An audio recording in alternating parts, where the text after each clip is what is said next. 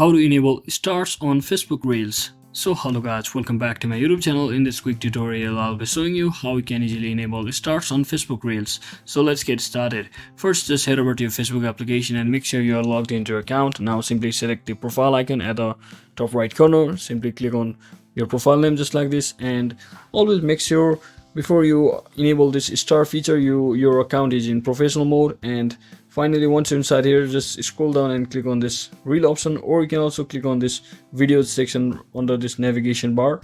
So let me just quickly select the video section and simply click on this create reel, which will take you to your galleries. So now simply select the video or photos you want to create. So once you're inside your video, you can actually edit your based on your choice, and now simply click on next.